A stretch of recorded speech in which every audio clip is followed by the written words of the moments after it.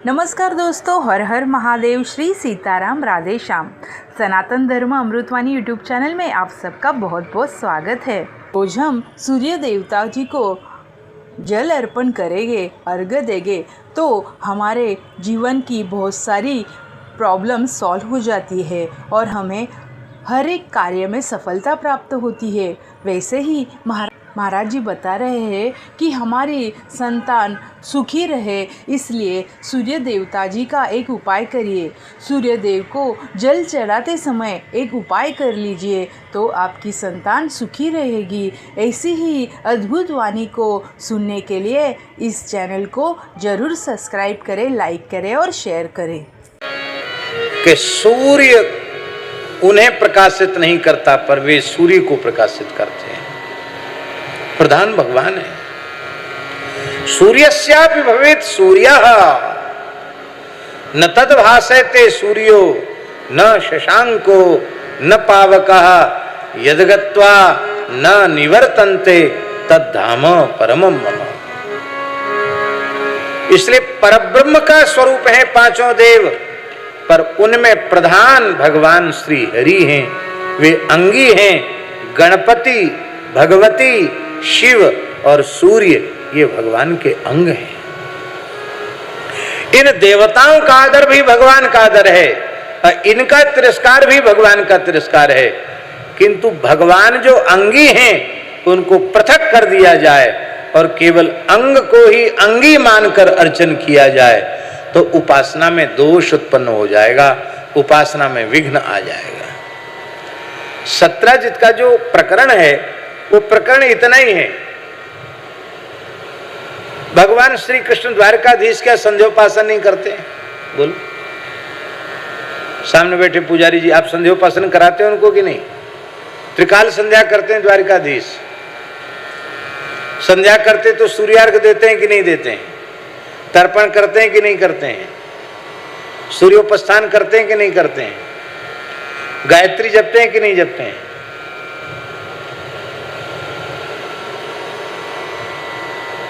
कहां विरोध है? सूर्योपासना से कहां विरोध है? वैदिक हिंदू सनातन धर्म की प्रथमोपासना सूर्योपासना है।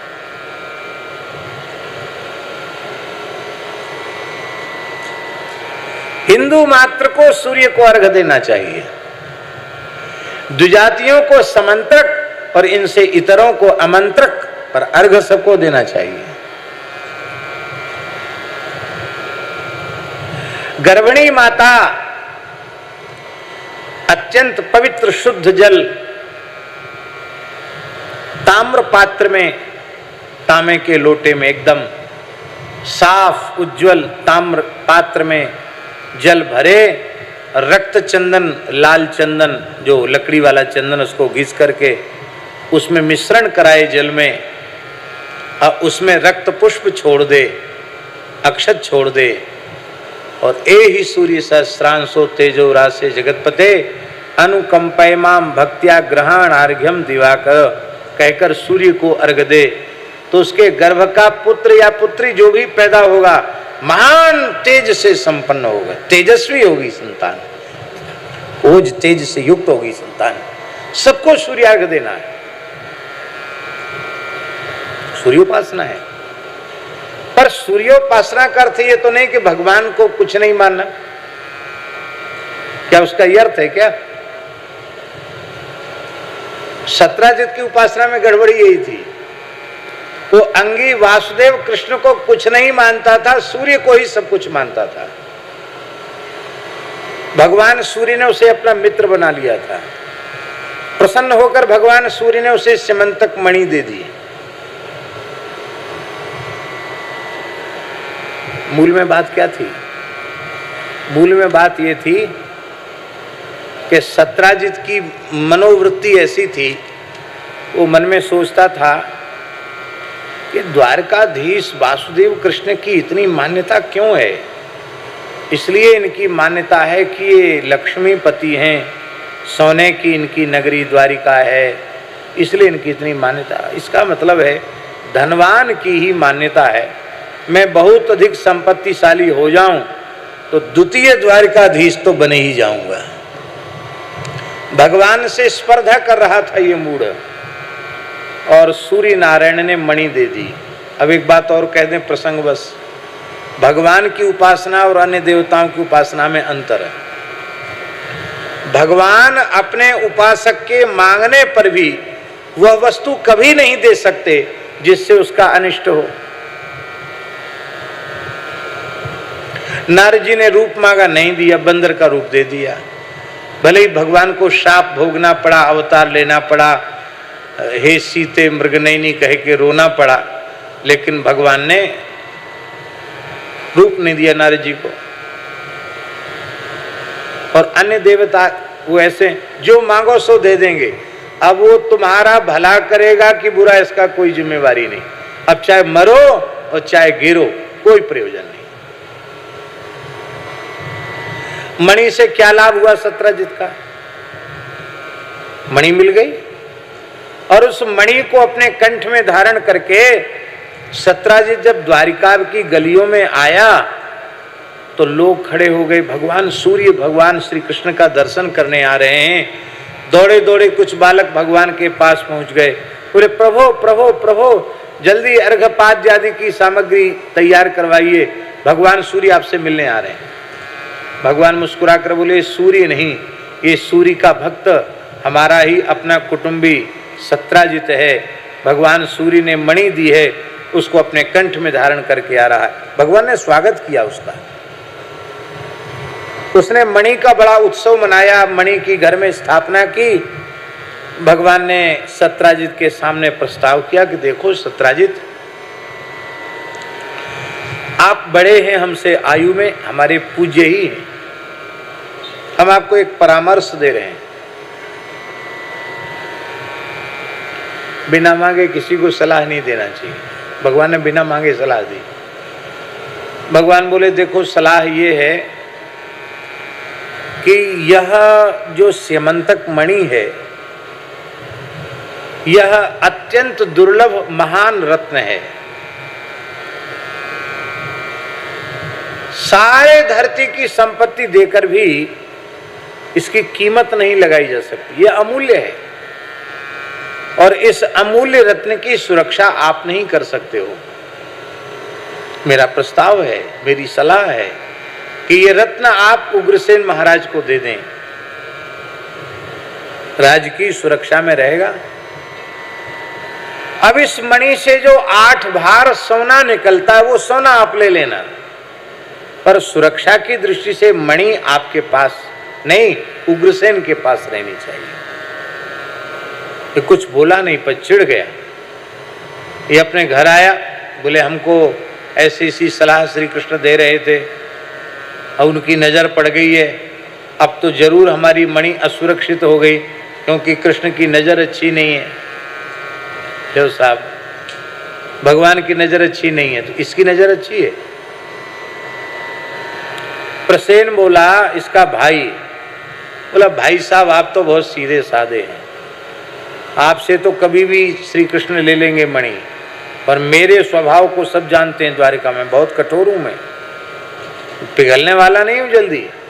मैं अपने गले में मणि को धारण करूंगा और पूरे नगर में घूमूंगा, सबको पता चलेगा कि मणि तो आपने मुझे दे दी है। फिर कृष्ण की हिम्मत नहीं होगी जो हमसे मणि मांगे। भाई से बहुत प्रेम करता था प्रसेन, सत्राजित मना नहीं कर पाया। प्रसेन ने मणि को गले में बांधा और घोड़े पर बैठकर द्वारिका की गलियों में घूमने लगा। लोग पूछते, कहो प्रसेन जी ये मणि? बोले भाई साहब ने हमको दे दी है, गले में बांधी। ये रत्न भी जो है सबको फायदा नहीं करते हैं। हाँ, ये पत्थर जो है ना, ये सबको फायदा नहीं करते हैं। इसलिए रत्न विज्ञान भी एक विज्ञान है। बहुत किसी जानकार व्यक्ति की सलाह पर ही रत्न धारण करना चाहिए, नहीं तो न करे तो और ज्यादा अच्छा है। करे तो किसी बहुत अधिक गुणी विद्वान जानकार व्यक्ति की सलाह से ही रत्न धारण करना, नहीं बड़ा उल्टा पलटा प्रभाव दिखाते हैं। आपको हमारी बात पर विश्वास न हो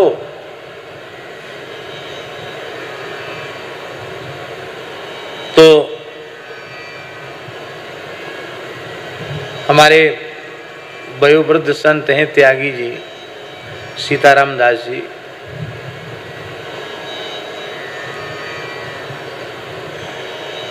बड़े जटा हैं जिनके, ये 70 साल से ऊपर हैं आयु इनकी, लेकिन लगते नहीं है 70 साल की जैसे, और 70 साल से ऊपर है।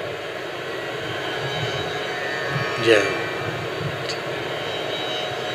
ये हमारे पूज्य गुरुदेव के बहुत पुराने भक्त हैं, ध्रांगध्रा के लालजी भाई। इनके घर में 50 साल से सत्संग होता है। बहुत, अब तो बहुत वृद्ध हो गए, लेकिन फिर भी वहाँ से यहाँ तक चल के आए हैं, बहुत अच्छी बात है। तो राम जी, एक बड़ी सुंदर बात, क्या कह रहे थे, हमको याद दिलाना? हाँ, त्यागी जी की बात। त्यागी जी को एक पत्थर पसंद आ गया, जयपुर में थे, पत्थर वाला भगत था, तो पत्थर इनको पसंद आ गया। उसको पुखराज कहते हैं, पीला रत्न होता है, बृहस्पति का होता है। संभवतः इनके अनुकूल नहीं होगा, पर इनको पसंद आ गया, ले आए। क्या अंगूठी भी बनवा ली थी ना, बनवा ली और पहन ली। अब तो खैर कोई अंगूठी अंगूठा नहीं पहनते हैं, बनवा ली, पहन ली, और हम लोग गाड़ी में बैठ के आए। रास्ते में गाड़ी डिवाइडर पर चढ़ गई एक मोटरसाइकिल वाले को बचाने के लिए। वो तो गाड़ी में आग लगते लगते बच गई, नीचे का पूरा भाग गाड़ी का छिल गया। सबको चोट आई, इनको भी माथे में चोट आई, हमको छाती में चोट आई, बाकी कोई मरा वरा नहीं, सब बच गए। हमके त्यागी जी, ये पत्थर का कमाल है। तत्काल इन्होंने किसी दूसरे को दे दिया, बिल्कुल ठीक है। ये तो मेरे सामने की घटना, जिस दिन पहनी उसी दिन घटना घट गई। ऐसे लोग कहते कि नीलम बहुत तेज रत्न होता है, नीलम की भी तो बड़ी बड़ी कथाएं प्रसिद्ध हैं नीलम की। नीलम धारण किया तो ऐसा हो गया, रोड छाप था तो एकदम श्रीमंत बन गया, श्रीमंत था तो नीलम धारण करती सड़क छाप हो गया। ऐसी बातें बहुत सी प्रसिद्ध हैं पत्थरों के बारे में। तो यह अमूल्य रत्न है, जिसके जन्मांग के अनुकूल हो उसको रखना चाहिए। हर व्यक्ति रत्न धारण नहीं कर सकता। तो ये रत्न धारण किया जो प्रसेन ने, वो इसका अधिकारी नहीं था, इसलिए रत्न धारण करते ही उसके मन में हिंसा की वृत्ति जगी। अब वो शिकार खेलने के लिए गया और एक सिंह ने उसको मार डाला और सिंह ने मणि को मुख में ले लिया, सिंह चला गया अपनी म्याद में। श्री जामवंती जी महाराज घूम रहे थे। जामवंती जी ने सिंह के मुंह में मणि को देखा, वो तो पहचानते थे दिव्य मणि है, तो सिंह को मारकर उन्होंने मणि ले ली। मणि लेकर जामवंती जी अपने गुफा में घुस गए। और इधर जब प्रसेन लौटकर नहीं आया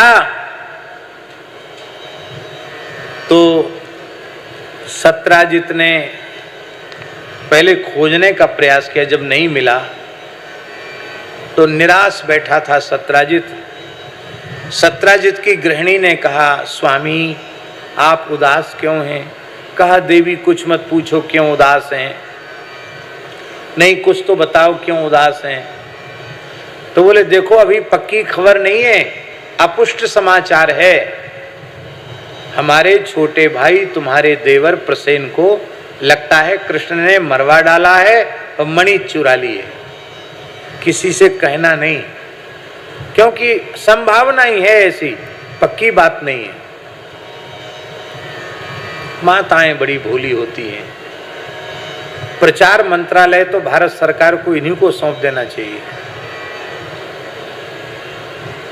इतने जल्दी प्रचार माताएं करती हैं जिसका कोई ठिकाना नहीं।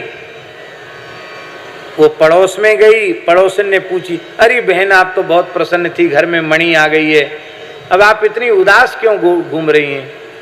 अरे बहन क्या कहूँ, कहा भी नहीं जाता और कहे बिन रहा भी नहीं जाता। अरे नहीं, देखो मैं अपने मन की कोई बात तुमसे नहीं छिपाती, तू क्यों छिपा रही है? मेरी सौगंध है, बता, मैं किसी को नहीं बताऊंगी। बोले देखो मेरे देवर जी को मारकर कृष्ण ने मणि ले ली है, बात पक्की नहीं है, मेरी कसम है किसी को बोलना नहीं। उसने भी अपनी कसम दूसरे को धरा दी कि हमने तुमको ही बताया, तुम किसी से बोलना नहीं। और होते होते स्थिति ये हुई कि भगवान श्री कृष्ण के महल तक बात पहुंच गई। और भगवान श्री कृष्ण जब भीतर प्रवेश किए तो भगवान ने क्या देखा, रुक्मिणी जी रो रही, रुक्मिणी जी रुदन कर रही। भगवान ने कहा तुम क्यों रुदन कर रही हो? रुक्मिणी जी ने कहा कि मैं साक्षात महालक्ष्मी हूं और आप मेरे स्वामी हैं, और ये संसार के लोग कैसे हैं, आपको मणि की चोरी लग गई है, ऐसी ऐसी स्त्रियों में चर्चा चल रही है, द्वारिका में प्रसिद्धि हो गई है कि आपने मणि की चोरी करके मणि चुरा ली है। भगवान ने कहा कलंक का परिमार्जन तो करना चाहिए। भगवान ने सत्राजित को बुलाया, बोले किस आधार पर तुमने कहा? सत्राजित लज्जित हो गया, बोले मेरा भाई नहीं आया था, मैंने तो संभावना व्यक्त की थी, बिना पुष्ट प्रमाण के संभावना भी किसी पर व्यक्त नहीं करनी चाहिए, संदेह भी व्यक्त नहीं करना चाहिए। पक्की खबर हो तो ही बोलो, नहीं तो मत बोलो। भगवान ने एक प्रतिनिधि मंडल बनाया जिसमें सत्राजित के पक्षपाती भी थे, उनमें अक्रूर जी थे, सत्राजित के पक्षपाती थे, वो कृतवर्मा, उद्धव जी, कई लोगों का मंडल बनाया, वरिष्ठ मंडल बनाया, जिसमें जिसको कहने से सर्वदलीय मंडल भगवान ने बनाया। और भगवान ने खोज आरंभ की तो उपवन में सिंह मरा हुआ दिखाई पड़ा, फिर एक वृक्ष के पद चिन्ह दिखाई पड़े, बड़े विशाल काय वृक्ष के। उस पद चिन्हों का एक व्यक्ति को लेके गए थे जो चिन्हों का विशेषज्ञ था, जंगल के पशुओं के चिन्हों का विशेषज्ञ था। उसने कहा महाराज ये तो कोई सतयुग का वृक्ष हो सकता है, पंजा तो रीछ का ही है पर रीछ इतना बड़ा होता नहीं है। उस जामवंती जी का चरण चिन्ह था, उसका आश्रय लेकर वहां तक गया तो भीतर चिन्ह दिखाई पड़े रक्त के, क्योंकि उस सिंह को मारा था तो पंजों में रक्त लगा था, रक्त की छाप लगी हुई थी। भगवान ने यदुवंशी वीरों को कहा कि तुम लोग यहीं ठहरो, मैं भीतर प्रवेश करता हूं। भगवान ने भीतर प्रवेश किया, बालक मणि के साथ खेल रहा था। बालक तो सहम गया और धात्री देखकर चिल्लाई धाय, और जब चिल्लाई भगवान को देखकर कि अपरिचित पुरुष कौन आ गया, देख के चिल्लाई तो श्री जामवंती जी महाराज दौड़ पड़े। पूछना तो चाहिए था कि श्रीमान जी आप कौन हैं, आपका नाम क्या है, गांव कौन सा है, आपका परिचय क्या, कुछ नहीं पूछा, सीधे युद्ध करने लगे। और नापृष्टक कश्चित् ब्रूयात्, बिना पूछे बताना नहीं चाहिए, भगवान भी लड़ने लगे। एक दिन दो दिन तक युद्ध नहीं चला, जैसे अखंड कीर्तन अखंड रामायण होती है, अखंड दीपक होता है, ऐसी अखंड युद्ध चला। 28 दिन 28 रात तक युद्ध चला। 28वां दिन चल रहा था, 27 दिन 27 रात बीत गए थे, 28वां दिन था। भगवान ने सोचा अब तो ये युद्ध से तृप्त हो गए होंगे, अब थोड़ा सा लीला करनी चाहिए। एक घूंसा कसकर भगवान ने छाती में जामवंती जी की जमाया, एक घूंसे में ही उनको चक्कर आ गए, उनके मुख से रक्त आ गया, अंधेरा छा गया आंखों के सामने और मूर्छित होकर गिर गए। भगवान ने अपना करकमल फिराया, पुनः चेतना आई, जामवंती जी उठ के खड़े हो गए और श्री जामवंती जी ने कहा कि भगवान मैं आपको पहचान गया। भगवान बोले क्या पहचाने? बड़ा प्यारा श्लोक है, यस्येष दुत्कलितरोष कटाक्ष मोक्षैः वर्तमादिशत शुभित नकृतिमिंगलोब्धि सेतु कृता स्वयस उज्ज्वलिता च लंका रक्षस्यरांसि भूपेतुरुषुप्तानि। आपकी तनिक भ्रुकुटी के टेढ़े करने मात्र से समुद्रों का जल खौलने लग गया था। आपने समुद्र पर सेतु का निर्माण किया, आपके तीक्ष्ण बाणों से कट कट करके रावण कुंभकर्ण आदि दैत्यों के राक्षसों के सिर कट कट करके गिरने लगे। आपने सारी लंका को बाणों से दग्ध कर दिया। वही आप मेरे आराध्य इष्ट देव प्रभु श्री राम हैं। इसको कहते हैं अनन्यता। श्री कृष्ण द्वारिकाधीश चतुर्भुज रूप में खड़े हैं, पर इनकी प्रीति राम जी के स्वरूप में इतनी अधिक है कि इनको चतुर्भुज स्वरूप में भी धनुर्बाणधारी श्री रघुनाथ जी दिखाई पड़ रहे हैं। आप मेरे प्रभु श्री राम हैं। इसको कहते हैं माता जी रूपा शक्ति। क्या कहते हैं? रूपा शक्ति। वस्तुतः यह रूपा शक्ति ही अनन्यता है। अब आजकल लोग अनन्यता का अर्थ क्या समझते हैं? हम राम जी के भगत हैं तो कृष्ण के पीछे हाथ धो के पड़ जाएंगे, कृष्ण के भगत हैं तो राम जी के पीछे हाथ धो के पड़ जाएंगे, राम कृष्ण के भगत हैं तो नारायण के पीछे हाथ धो के पड़। अरे भैया, ये कोई अनन्यता थोड़ी है। आपका इतना अनुराग अपने इष्ट स्वरूप में हो जाए कि वही स्वरूप आपको सब जगह दिखाई पड़े।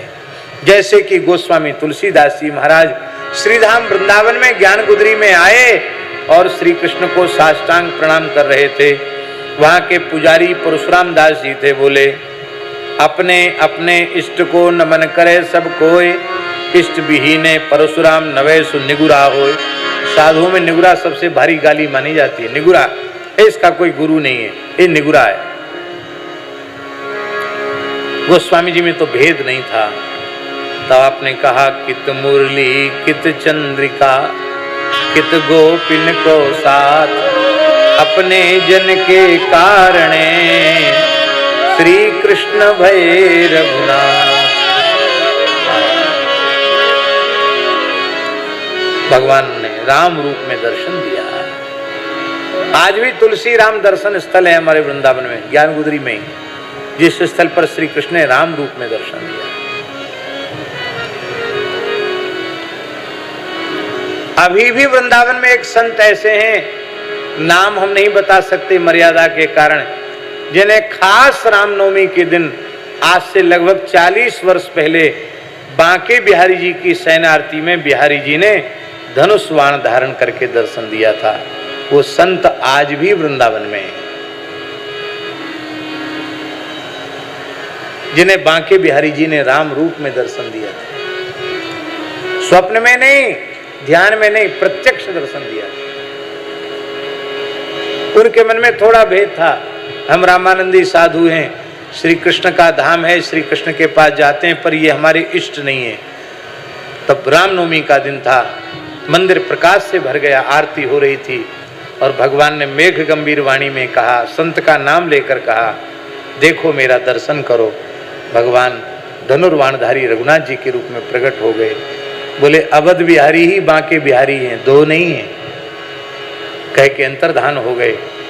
अब तो वे संत बहुत वृद्ध हो गए, अब नहीं जा पाते हैं दर्शन करने, लेकिन लंबे समय तक लगभग 40-45 वर्ष तक लगातार उन्होंने बिहारी जी की शयन आरती की। हाँ, क्या कहना। बोलो भक्तवत्सल भगवान की। बोले भगवान मैं आपको देर से पहचान पाया, आपकी कुछ सेवा पूजा नहीं की। भगवान बड़ी जोर से हंसे, बोले हम तो भक्त की प्रत्येक क्रिया को सेवा पूजा ही मान लेते हैं। 27 दिन 27 रात से सेवा पूजा ही तो कर रहे थे, और क्या कर रहे थे? हैं? हर तरह की सेवा पूजा होती है। रामावतार में, राम रावण युद्ध में, लंका के युद्ध में श्री जामवंत जी की इच्छा पूरी नहीं हुई थी युद्ध की। ये राक्षसों को तो मक्खी मच्छर जैसा समझते थे। मेघनाथ अपनी मूछ पर बहुत ज्यादा ताव देता था। मेघनाथ का पैर घुमा के ऐसा पटका रावण के सामने कि मरते मर गया मेघनाथ, फिर जामवंत जी के सामने नहीं आया। ये सब कुछ सहन कर सकते हैं जामवंत जी, पर इनको कोई बूढ़ा कह दे ये बिल्कुल सहन नहीं करते। बूढ़ा कोई कह दे ये बिल्कुल सहन नहीं इनको। सबकी हालत खराब कर, रावण की हालत खराब की, कुंभकर्ण की हालत खराब की, मेघनाथ की हालत खराब की। लड़े किसी से नहीं। क्या है इनसे लड़ना, बहुत कम शक्ति वाले। राम जी से कहा प्रभु बहुत सुंदर आपका लंका विजय का चरित्र है, लेकिन मैं तो अतृप्त ही रह गया, क्योंकि मेरा द्वंद्व युद्ध किसी से नहीं हुआ। आपका विशाल वक्षस्थल, आपके सिंह के समान सुंदर सुपुष्ट कंधे, आपकी विशाल भुजाओं को, भुजदंडों को देखकर मन में उत्साह तो होता है, मैं आपसे थोड़ा खेल करूं युद्ध वाला, पर प्रभु मर्यादा है, और मन का भाव मैंने व्यक्त कर दिया। भगवान बोले कोई बात नहीं, प्रतीक्षा करो, कृष्णावतार में अभिलाषा पूरी करेंगे।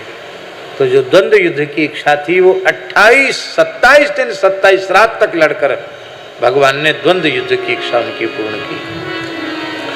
दूसरी जामवंत जी के मन में एक इच्छा थी। महाराज जी जामवंत जी का बहुत आदर करते थे भगवान श्री राम, अपने पिता की जैसा आदर करते थे। उनका वृद्ध होने के कारण बहुत आदर करते थे। जब जनकपुर में राज्याभिषेक के बाद सब बंदर भालुओं को लेकर भगवान जनकपुर गए, धरे मनोहर मनुष्य शरीरा, सबको जब जनकपुर लेकर के गए और श्री जनक जी ने भगवान श्री राम का सत्कार किया और राम जी ने जनक जी का आदर किया, तो श्री जामवंत जी का हृदय भराया। मन में सोचने लगे प्रभु मेरा भी इतना ही आदर करते हैं। जनक जी पिता तो नहीं बन पाए पर ससुर बन गए, जो धर्म पिता माना जाता है। मेरी भी कोई एक बेटी होती तो मैं भी भगवान के साथ ब्याह करके कम से कम भगवान का ससुर तो बन जाता, धर्म पिता तो बनता। वे मेरा आदर तो करते ही हैं। भगवान ने मन ही मन कहा इस बार तो विवाह एक ही करेंगे, जब बात ज़्यादा विवाह करेंगे नहीं। कृष्णावतार में विवाहों का जरा भंडारा, चाहे जितने विवाह, कोई गिनती का काम नहीं। तो अब जाम्बवती नाम की कन्या प्रकट हुई। इनको पुराणों में ब्रह्मलोक की लक्ष्मी कहा गया। ये ब्रह्मलोक की लक्ष्मी ही जाम्बवती के रूप में आई है, इनको ब्रह्मलक्ष्मी कहा गया। ऐसा अनुमान मत कर लेना कि जाम्बवती जी ऋक्ष हैं तो उनकी बेटी रीछिनी होगी और भगवान श्री कृष्ण ने रीछिनी से विवाह किया, ऐसा ऊटपटांग अर्थ मत लगा लेना। ये जाम्बवती जी भी साक्षात ब्रह्मा जी हैं, उपदेव हैं, और इनकी बेटी परम सुंदरी जाम्बवती, आपने जाम्बवती के साथ भगवान का विवाह किया। दहेज में सिमंतक मणि दे दी। भगवान लौट करके आए इधर। जब भगवान गुफा से बाहर नहीं निकल रहे थे, केवल युद्ध के शब्द सुनाई पड़ रहे थे, रोते हुए लोग द्वारिका आ गए और भगवती दुर्गा की उपासना करने लगे, दुर्गा देवी का यज्ञ करने लगे। और यज्ञ की पूर्णाहुति के समय ही भगवान जाम्बवती के सहित आ गए, तो बड़ा उत्सव हुआ। भगवान ने भगवती का मान बढ़ाया। सब कह रहे थे भगवती की कृपा से भगवान सुरक्षित आ गए, और एक और ब्याह करके आ गए। जाम्बवती द्वितीय पत्नी है, इनके सहित भगवान वहां पधारे। भगवान ने सब दरबार को बुलाया और सारा मणि का उपाख्यान सुनाया, और सत्राजित को कहा कि ले ले अपनी मणि वापस। सत्राजित कहता था प्रभु मैं सुरक्षित नहीं रख पाऊंगा, आप ही रख लो। भगवान बोले जिससे कलंक लग जाए वो चीज अपने पास नहीं रखनी चाहिए, चाहे जितनी मूल्यवान हो। तुम भक्त हो, तुमने तपस्या करके पाई है, तुम्हारी पास रहे। वो ले गया मणि। संसार माता जी कैसा है, जब मणि चली गई, प्रसेन नहीं आया, तो द्वारिकावासी ही कह रहे थे अरे राम राम, धन का लोभ कितना बड़ा होता है। देखो वैकुंठनाथ द्वारकाधीश भगवान श्री कृष्ण, इनको लोग भगवान कहते हैं। धन के लोभ में, स्वर्ण के लोभ में इन्होंने मणि चुरा ली, बेचारे प्रसेन को मार डाला, ऐसा लोग बोल रहे थे। और जब मणि वापस कर दी सत्राजित को, तो वे ही द्वारिकावासी कहने लगे धिक्कार है सत्राजित को, ये बड़ा दुष्ट है, बड़ा नीच है। साक्षात रुक्मिणीनाथ वैकुंठनाथ द्वारकाधीश भगवान जो लक्ष्मीपति है, अखंड ईश्वरी संपन्न है, उन भगवान को मणि की चोरी लगा दी। अरे ये धूर्त, यहाँ रहने लायक नहीं है। इतना डर गया सत्राजित के बाहर निकलना मुश्किल, घर में बंद हो गया। उसने मन में सोचा कि मेरी खोई हुई प्रतिष्ठा कैसे वापस हो। उसने अपनी बेटी सत्यभामा का विवाह श्री कृष्ण के साथ कर दिया। सत्यभामा साक्षात भूदेवी का अवतार, पृथ्वी देवी ही सत्यभामा के रूप से प्रकट हुई है। भगवान की नित्य शक्ति है। विवाह हो गया, और जब मणि देने लगा सत्राजित दहेज में, भगवान ने मना कर दिया, मणि नहीं ले, इसे कलंक लग चुका है। हाँ, मणि तुम्हारे पास रहे, इसका सोना यदि तुम अपने दौहित्रों को देना चाहो, अपने बेटी के बेटों को तो दे सकते हो। सत्राजित के कोई पुत्र भी नहीं था, एक ही बेटी थी सत्यभामा। अरे भैया, जब कोई लंबा चौड़ा कुनवा खानदान ही नहीं था तो धन के पीछे इतना बावड़ा क्यों हुआ? जितना था उसी में संतुष्ट रहता। पर जिनके आगे पीछे कुछ नहीं होता उनको हाय हाय ज्यादा लगती है धन की। भगवान की माया भी बड़ी विचित्र है, इसको बड़ी हाय हाय लगी थी। अब जब भगवान का ससुर हो गया तब कौन इसकी निंदा कर सकता था। यही मणि की कथा पूरी नहीं हुई। अक्रूर, कृतवर्मा और शतधन्वा तीनों मिलकर बातचीत कर रहे थे। अक्रूर ने कहा कि पहले ये कहता था हमसे ब्याह कर देंगे, कृतवर्मा ने कहा हमसे भी कहा था कि अपनी बेटी का ब्याह तुमसे कर देंगे। इसने तो बड़ा छल किया, चुपचाप ब्याह कर दिया द्वारकाधीश कृष्ण से। इसको तो सजा मिलनी चाहिए, मणि छीन लेनी चाहिए इससे। योजना बन रही थी। शतधन्वा बड़ा क्रोधी था, उसने सोते हुए सत्राजित का सिर काट डाला और मणि को ले आया। सत्यभामा जी द्वारिका में थी और श्री कृष्ण उस समय हस्तिनापुर थे। हस्तिनापुर क्यों गए थे? बड़ी सुंदर बात है। पांडवों को लाक्षागृह में जला दिया था कौरवों ने। भगवान की कृपा से पांडव बच गए थे और भगवान सर्वज्ञ हैं, वो जानते थे पांडव सुरक्षित हैं, उनका कुछ नहीं बिगड़ा। फिर भी भगवान ऐसे विचित्र लीलाधारी हैं कि सबसे पहले शोक व्यक्त करने भगवान पहुंचे। दाऊ जी कह रहे थे कि नहीं, वहां जाने की जरूरत नहीं है, पांडव मर नहीं सकते, पांडव बड़े धर्मात्मा है, वो ऐसे बेमौत नहीं मारे जा सकते। बोले ये तो हमको भी पता, आपको पता, लेकिन ऐसा बोलो मत, नहीं तो उनकी सुरक्षा खतरे में हो जाएगी। भगवान वहां जाकर के बहुत रोए। बुआ जी आप बहुत अच्छी थी, भाई साहब आप बहुत अच्छे थे, एक एक का नाम लेकर। अर्जुन के लिए तो बहुत छाती पीटी भगवान ने। सब लोगों को पक्का हो गया कि पांडव भी नहीं और कुंती भी नहीं। और हड्डियों को भगवान ले आए। हड्डियों का भगवान ने गंगा जी के जल में प्रवाह किया, पिंडदान तर्पण सब नाटक कर दिया जान कर भी। और भगवान वहां गए थे, उसी समय सत्यभामा जी वहां पहुंच गई। अपने पिता के शरीर को कड़ाह में, तेल के कड़ाह में रखकर पहुंच गई। तो महाराज जी वहां भगवान जोर जोर से रोने लग गए। लिखा है कि बिले पतु, कृष्ण बलराम दोनों रोने लग गए। रोए क्यों भगवान? सच्चिदानंद भगवान को रोने की क्या जरूरत पड़ गई? भगवान ने सोचा कि यदि हम नहीं रोए, न जायते म्रियते वा कदाचित, गीता का उपदेश करने लगे तो सत्यभामा जी कहेंगी हमारा बाप मर गया, इनको गीता का ज्ञान सूझ रहा है, इनके ऊपर आफत आवे तब पता चले। और समझाऊं तो कहेंगे कि इनको सांत्वना दे रहे हैं, इनको मेरे पिता के प्रति प्रेम नहीं था। सत्यभामा कैसे खुश होंगी? बोले जब भी सत्यभामा से ज्यादा रोऊंगा। भगवान सत्यभामा से भी ज्यादा रोने लगे। सत्यभामा का रोना बंद हो गया। उन्होंने भगवान को समझाया कि अरे मैं तो धन्य हो गई प्रभु, मैं सोचती थी मेरे पिता ने आपको कलंक लगाया, भीतर भीतर बुरा मानते होंगे, आप तो मेरे पिता से बहुत प्रेम करते, मैं जी नहीं सकता हूं ससुर जी के बिना। बहुत रोए भगवान। इत्यस्राक्षौ बिलेपतु, बिलेपतु लिखा, विलाप करने लगे भगवान। भगवान ने कहा, बलदेव जी ने कहा कृष्ण रोना धोना छोड़ो, चलो शतधन्वा का पीछा करें। शतधन्वा का पीछा किया। शतधन्वा के पास ऐसा बरदानी घोड़ा था जो एक बार में 100 योजन तक दौड़ सकता था। ऐसे घोड़े हमारे यहाँ थे। 1200 किलोमीटर तक एक साथ दौड़ने वाला घोड़ा। भगवान उसको दौड़ाते दौड़ाते ले गए, मिथिला की सीमा तक ले गए।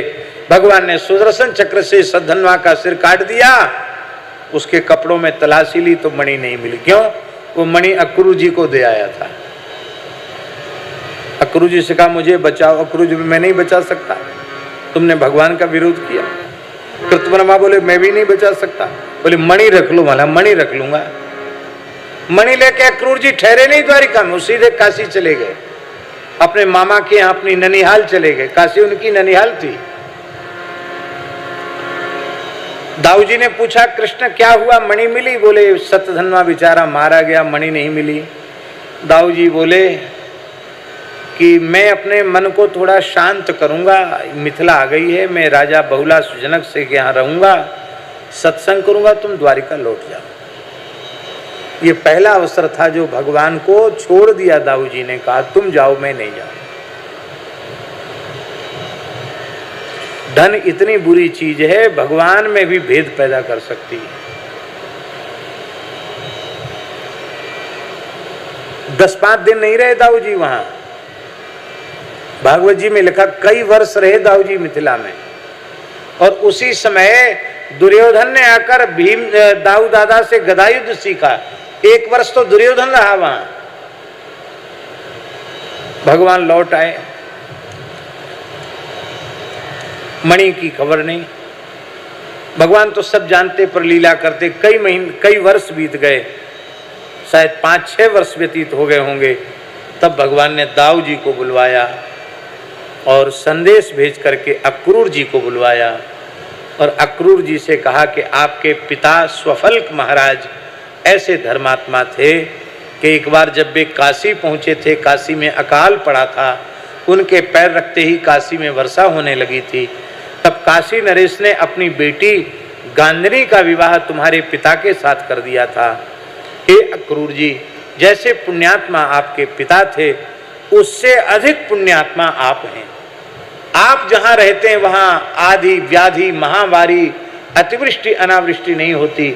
आपके न रहने से द्वारिका में बड़े उत्पात हो रहे हैं। और चाचा जी हमें पक्का पता है मणि आपके पास है, क्योंकि आपने बड़े बड़े यज्ञ किए, स्वर्ण दक्षिणा दी, तो ये बिना तो मणि के संभव नहीं था। यहां महाराज स्पष्ट लिखा है, भगवान बोले कि न प्रत्येति ममाग्रजा, मेरे बड़े भाई दाऊ जी को भी मेरे प्रति संदेह हो गया मणि के कारण। दाऊ जी के सामने बोल रहे हैं भगवान। दाऊ जी बोले हाँ संदेह तो है।